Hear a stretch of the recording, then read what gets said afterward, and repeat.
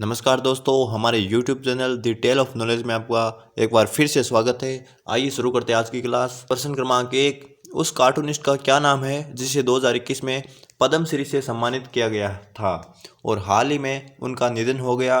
तो नारायण देवनाथ इसका right answer है ए। प्रसिद्ध कार्टूनिस्ट नारायण देवनाथ का हाल ही में निधन हो गया। उन्हें 2021 में पद्मश्री से सम्मानित किया गया था। उन्हें साहित्य अकादमी पुरस्कार और बंग विभूषण पुरस्कार भी मिला था। उन्हें हांडा भोड़ा, बतुल द ग्रेट और नोंटे फोंटे की बंगाली कॉमिक स्ट्रिप्स के लिए भी जाना जाता है, इसलिए इसका ए सही उत्तर है। प्रश्न क्रमांक 2, खालिस्तान के सुमित भाले ने दुबई में अंतर्राष्ट्रीय लोक कला महोत्सव में स्वर्ण पदक जीता है। तो महाराष्ट्र के सुमित भाले ने दुबई में अंतर्राष्ट्रीय लोक कला महोत्सव में स्वर्ण पदक जीता है, तो बी इसका राइट आंसर है। महाराष्ट्र के सुमित भाले ने दुबई में अंतर्राष्ट्रीय लोक कला महोत्सव में स्वर्ण पदक जीता है। वे महाराष्ट्र के युवा लावणी कलाकार हैं। उन्होंने दुबई में अंतर्राष्ट्रीय लोक कला महोत्सव में महाराष्ट्र राज्य का नेतृत्व किया।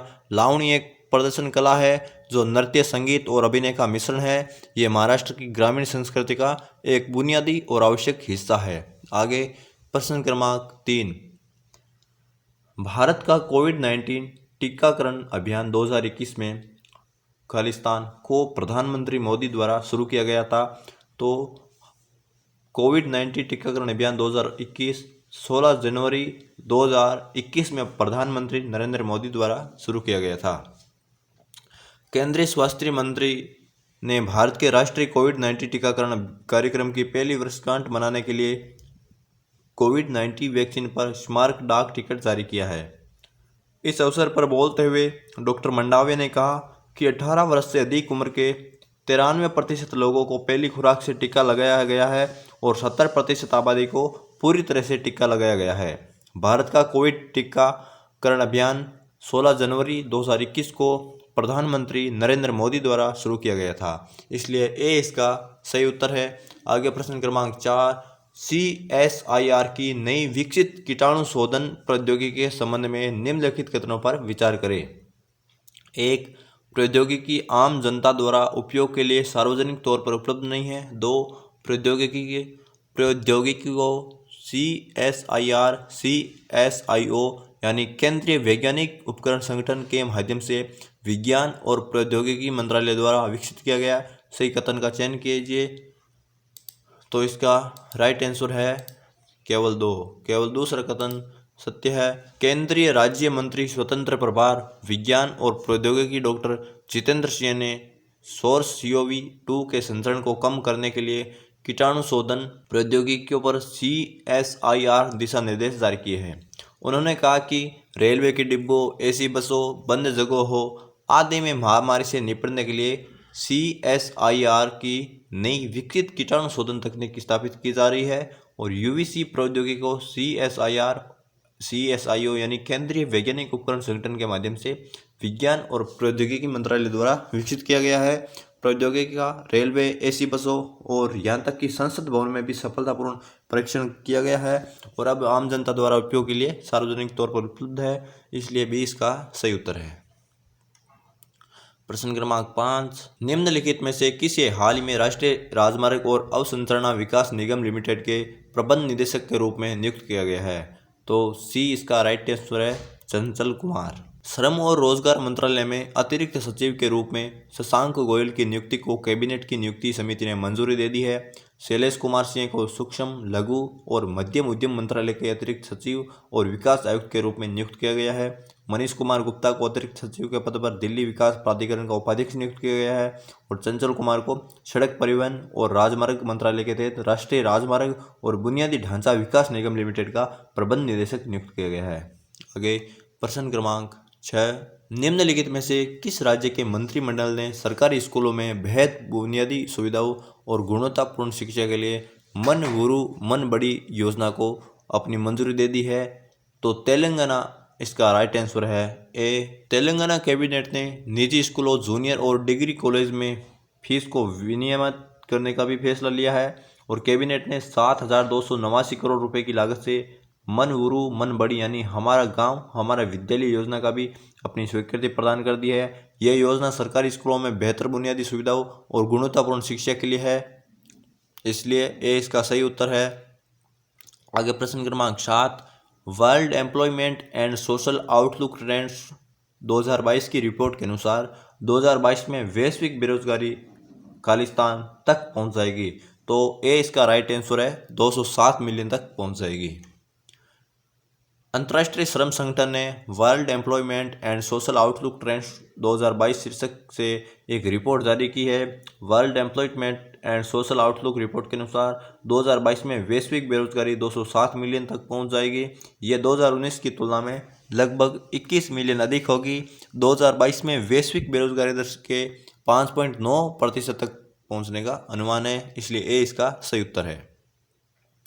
प्रश्न क्रमांक 8, निम्नलिखित में से कौन सा कथन राष्ट्रीय तकनीकी वस्त्र मिशन के बारे में गलत है?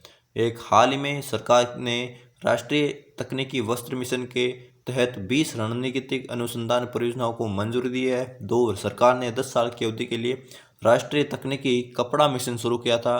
तो बी इसका राइट आंसर है, यानी दूसरा कथन असत्य है। कपड़ा मंत्रालय ने तकनीकी वस्त्र मिशन के तहत विशेष फाइबर जियोटेक्सटाइल के क्षेत्र में 20 अहम अनुसंधान परियोजनाओं को मंजूरी दी है और 20 अनुसंधान परियोजनाओं में से 5 परियोजनाएं स्वास्थ्य देखभाल की, 4 परियोजनाएं औद्योगिक और सुरक्षात्मक की, 3 ऊर्जा भंडारण की, 3 परियोजनाएं कपड़ा अपशिष्ट पुनर्चक्रण की और 4 परियोजनाएं जियोटेक्सटाइल की है। और सरकार ने 1480 करोड़ रुपए के परिव्यय के साथ 4 साल 2020-21 से 2023-24 की अवधि के लिए राष्ट्रीय तकनीकी कपड़ा मिशन शुरू किया, इसलिए 20 का सही उत्तर है। आगे प्रश्न क्रमांक 9, भारत के पहले intelligent chronic disease patients habit tracking system के बारे में निम्नलिखित में से कौन सा कथन सही है? 1, इसे माधव बाग ने विकसित किया। 2, ये रोगी की वर्तमान स्वास्थ्य स्थिति के गहन चिकित्सा विश्लेषण और ऐतिहासिक डेटा के साथ इसकी तुलना भी प्रदान करेगा। तो इसका राइट आंसर है सी, 1 और 2 दोनों कथन सत्य है। केंद्रीय मंत्री नितिन गडकरी ने माधव बाग के पावर एमपी का उद्घाटन किया। यह भारत का पहला intelligent chronic disease patients habit tracking system है। पावर एमएपी एक मेडिकल विश्लेषिकी एप्लीकेशन है। यह माधव बाग द्वारा मरीजों के नैदानिक मापदंडों के बारे में आवश्यक चिकित्सा बुद्धिमत्ता प्राप्त करने में डॉक्टरों की मदद करने के लिए विकसित किया गया है। ये एप्लीकेशन विभिन्न चिकित्सा सेवाओं जैसे पैथोलॉजी लैब, आहार विशेषज्ञ, व्यायाम विशेषज्ञ, तनाव परामर्शदाता और अन्य विशेष सलाहकारों को एकत्रित करता है। यह रोगी की वर्तमान स्वास्थ्य स्थिति का गहन चिकित्सा विश्लेषण और ऐतिहासिक डेटा के साथ इसकी तुलना भी प्रदान करेगा, इसलिए सी इसका राइट आंसर है। आगे प्रश्न क्रमांक 10, जनवरी 2022 में केंद्रीय मंत्री प्रहलाद जोशी ने खालिस्तान की नई पुनर्वास और पुनर्स्थापन नीति का शुभारंभ किया। तो डी इसका राइट आंसर है, एनएलसी इंडिया लिमिटेड का पुनर्वास और पुनर्स्थापन नीति का शुभारंभ किया। कोयला, खान और संसदीय कार्य मंत्री प्रहलाद जोशी ने एनएलसी इंडिया लिमिटेड की नई पुनर्वास और पुनर्स्थापन नीति का शुभारंभ किया है। नई पुनर्वास एवं पुनर्स्थापन नीति NLCIL खदान क्षेत्र में के भूस्वामियों पर लागू होगी। मंत्री ने कहा कि नई नीति में परियोजना प्रभावित परिवार को अधिक सुविधा देने का प्रावधान है। प्रश्न क्रमांक 11, सेबी ने हाल ही में निपटान आवेदन दाखिल करने की समय अवधि को वर्तमान 180 दिनों को घटाकर मात्र खालिस्तान कर दिया है। तो 180 दिनों को घटा करके 60 दिन कर दिया है, बी इसका राइट आंसर है। सेबी ने निपटान आवेदन दाखिल करने की समय अवधि को मौजूदा 1 से 80 दिनों में से घटा करके 60 दिन कर दिया है। अभी तक आवेदन कारण बताओ नोटिस प्राप्त होने के 60 दिनों के भीतर निपटान आवेदन दाखिल कर सकते हैं। हालांकि निपटान शुल्क पर अतिरिक्त 25% का भुगतान करके आवेदक अतिरिक्त 120 दिन प्राप्त कर सकते हैं। अब सेबी ने अतिरिक्त 120 दिनों के इस प्रावधान को हटा दिया है। प्रश्न क्रमांक 12, राष्ट्रीय आपदा प्रतिक्रिया बल NDRF हर साल 19 जनवरी को अपना स्थापना दिवस मनाता है। NDRF की स्थापना कब की गई थी? तो NDRF की स्थापना 2006 में की गई थी, इसलिए भी इसका राइट आंसर है। एनडीआरएफ हर साल 19 जनवरी को अपना स्थापना दिवस मनाता है और 2022 में ये अपना 17वां स्थापना दिवस मना रहा है। एनडीआरएफ की स्थापना 19 जनवरी 2006 को हुई थी। ये दुनिया का पहला समर्पित स्टैंड अलोन आपदा प्रतिक्रिया बल है, इसलिए भी इसका सही उत्तर है। प्रश्न क्रमांक 13, किस संगठन ने हैदराबाद के राष्ट्रीय ग्रामीण विकास और पंचायती राज संस्थान के साथ समझौता ज्ञापन पर हस्ताक्षर किया? तो ये इसका राइट आंसर है राष्ट्रीय सुशासन केंद्र।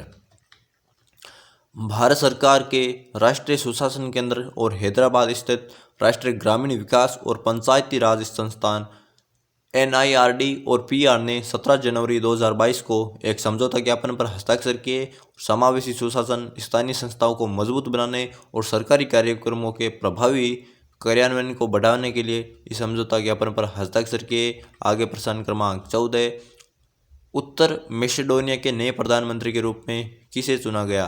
तो डी इसका राइट आंसर है दिमितार कोवाशेविस्की। प्रधानमंत्री का नाम है ये दिमितार कोवाशेविस्की। इनको उत्तर मैसेडोनिया के नए प्रधानमंत्री के रूप में चुना गया। 2 महीने से अधिक समय तक राजनीतिक उथल पुथल के बाद उत्तर मैसेडोनिया की संसद ने सोशल डेमोक्रेट टेक्नोक्रेट दिमितार कोवाशेविस्की को प्रधानमंत्री के रूप में चुना है और पूर्व उप वित्त मंत्री कोवाशेविस्की ने जोरानजेव का स्थान लिया है, जिन्होंने पिछले महीने नगरपालिका चुनाव में अपनी पार्टी की भारी हार के बाद पद छोड़ दिया था। इसलिए डी इसका राइट आंसर है। एक बार फिर से इन सभी प्रश्नों का रिवीजन कर लेते हैं। प्रश्न क्रमांक 1, उस कार्टूनिस्ट का क्या नाम है जिसे 2022 में पद्मश्री से सम्मानित किया गया था और हाल ही में उनका निधन हो गया? तो नारायण देवनाथ ये आंसर राइट है। प्रश्न क्रमांक 2, के सुमित भाले ने दुबई में अंतर्राष्ट्रीय लोक कला महोत्सव में स्वर्ण पदक जीता? तो बी महाराष्ट्र इसका राइट आंसर है।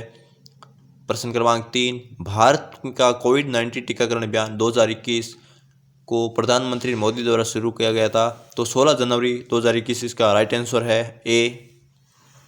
प्रश्न क्रमांक 4, CSIR की नई विकसित कीटाणु शोधन प्रौद्योगिकी के संबंध में निम्नलिखित कथनों पर विचार करें। एक प्रौद्योगिकी आम जनता द्वारा उपयोग के लिए सार्वजनिक तौर पर उपलब्ध नहीं है। 2 प्रौद्योगिकी को CSIR CSIO यानी केंद्रीय वैज्ञानिक उपकरण संगठन के माध्यम से विज्ञान और प्रौद्योगिकी मंत्रालय द्वारा विकसित किया गया। तो केवल 2 इसका राइट आंसर है बी, केवल 2। प्रश्न क्रमांक 5, निम्नलिखित में से किसे हाल ही में राष्ट्रीय राजमार्ग और अवसंरचना विकास निगम लिमिटेड के प्रबंध निदेशक के रूप में नियुक्त किया गया? तो सी चंचल कुमार। प्रश्न क्रमांक 6, निम्नलिखित में से किस राज्य के मंत्रिमंडल ने सरकारी स्कूलों में बेहतर बुनियादी सुविधाओं और गुणवत्तापूर्ण शिक्षा के लिए मन गुरु मन बड़ी योजनाओं को अपनी मंजूरी दी? तो ए तेलंगाना। प्रश्न क्रमांक 7, world employment and social outlook trends 2022 की रिपोर्ट के अनुसार 2022 में वैश्विक बेरोजगारी खालिस्तान तक पहुंच जाएगी? ए 207 मिलियन। प्रश्न क्रमांक 8, निम्नलिखित में से कौन सा कथन राष्ट्रीय तकनीकी वस्त्र मिशन के बारे में गलत है? एक, हाल ही में सरकार ने राष्ट्रीय तकनीकी वस्त्र मिशन के तहत 20 रणनीतिक अनुसंधान परियोजना को मंजूरी दी है। 2, सरकार ने 10 साल की अवधि के लिए राष्ट्रीय तकनीकी कपड़ा मिशन शुरू किया है। तो बी इसका सही उत्तर है, केवल 2। प्रश्न क्रमांक 9, भारत के पहले intelligent chronic disease patients habit tracking system के बारे में निम्नलिखित में से कौन सा कथन सही है? एक, इसे माधव बाग ने विकसित किया। 2, ये रोगी की वर्तमान स्वास्थ्य स्थिति का गहन चिकित्सा विश्लेषण और ऐतिहासिक डेटा के साथ इसकी तुलना भी प्रदान करेगा। तो सी इसका राइट आंसर है। एक और दोनों कथन सत्य है। आगे प्रश्न क्रमांक 10, जनवरी 2022 में केंद्रीय मंत्री प्रहलाद जोशी ने खालिस्तान की नई पुनर्वास और पुनर्स्थापन नीति का शुभारंभ किया। तो डी इसका राइट आंसर है NLC इंडिया लिमिटेड। प्रश्न क्रमांक 11, सेबी ने हाल ही में निपटान आवेदन दाखिल करने की समय अवधि को वर्तमान 180 दिनों से घटाकर खालिस्तान मात्र कर दिया है। तो 60 दिन कर दिया है। बी इसका राइट आंसर है। आगे प्रश्न क्रमांक 12, राष्ट्रीय आपदा प्रतिक्रिया बल NDRF हर साल 19 जनवरी को अपना स्थापना दिवस मनाता है। तो NDRF की स्थापना किस वर्ष की गई थी? तो 2006 में NDRF की स्थापना की गई थी। आगे प्रश्न क्रमांक 13, किस संगठन ने हैदराबाद के राष्ट्रीय ग्रामीण विकास और पंचायती राज संस्थान के साथ समझौता ज्ञापन पर हस्ताक्षर किया? तो ए इसका राइट आंसर है राष्ट्रीय सुशासन केंद्र। प्रश्न क्रमांक 14, उत्तर मैसेडोनिया के नए प्रधानमंत्री के रूप में किसे चुना गया? तो दिमितार कोवासेविस्की इसका राइट आंसर है डी।